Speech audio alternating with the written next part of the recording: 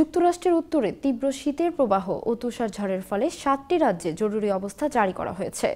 মধ্য পশ্চিমে তুষারঝড়ের প্রভাবের ফলে কোটি মানুষকে সতর্কতার আওতায় আনা হয়েছে। নতুন শীতকালীন এ ঝড় ধীরে ধীরে পূর্ব উপকূলের দিকে এগিয়ে যাচ্ছে বলে আবহাওয়া দপ্তর জানিয়েছে। তীব্র শীতের তাপমাত্রা দেশের উত্তর অংশে প্রভাব বিস্তার করছে।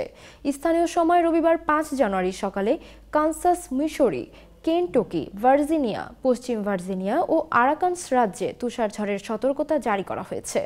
এসব রাজ্যের প্রায় ১০ কোটি মানুষ তুষারঝড়ের কবলে পড়েছেন। এছাড়া ড্যাকোটা থেকে ডেলওয়ার শীতকালীন আবহাওয়ার সতর্কবার্তার আওতায় রয়েছে।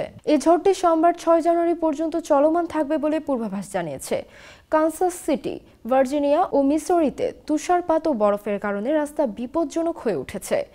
মিড আটলান্টিকের বাল্টিমোর, ওয়াশিংটন ডিসি ও ভার্জিনিয়ার রিচমন্ডে আজ সোমবার সকালে গুরুত্বপূর্ণ ভ্রমণ বার্তা সৃষ্টি হতে পারে বলে সতর্ক করা হয়েছে।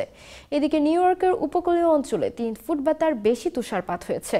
সেন্ট লুইসে ভারী তুষারপাত এবং বরফের কারণে রাস্তা বিপজ্জনক হয়ে উঠেছে। ভার্জিনিয়া এবং কেনটাকি রাজ্যে জরুরি অবস্থা ঘোষণা করা হয়েছে। বরফ ও তুষারের কারণে বিদ্যুৎ সরবরাহ বিঘ্নিত হওয়ার শঙ্কা রয়েছে।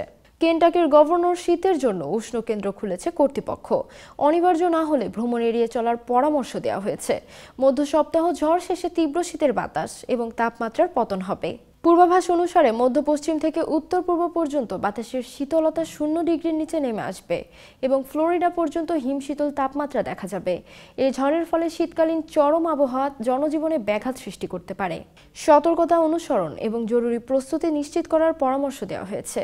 এদিকে ওয়াশিংটনে আজ যুক্তরাষ্ট্রের কংগ্রেসে নবনির্বাচিত মার্কিন প্রেসিডেন্ট ডোনাল্ড ট্রাম্পের নির্বাচনী বিজয় আনুষ্ঠানিকভাবে অনুমোদন করার কথা রয়েছে।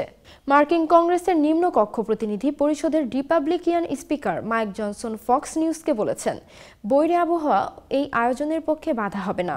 অন্যদিকে সিনসিনাটি, ওয়াশিংটন, ফিলাডেলফিয়ায় তুষারঝড়ের কারণে কয়েকশো বিশ্ববিদ্যালয় আজ বন্ধ থাকবে। উড়োজাহাজের ট্র্যাকিং ওয়েবসাইট ফ্লাইটওয়্যার বলছে, যুক্তরাষ্ট্রে প্রতিকূল আবহাওয়ার জেরে প্রায় ১৫০০ উড়োজাহাজের যাত্রা বাতিল করা হয়েছে। একদিনে আরও ৫,০০০-এর বেশি উড়োজাহাজের চলাচল বিলম্ব হয়েছে।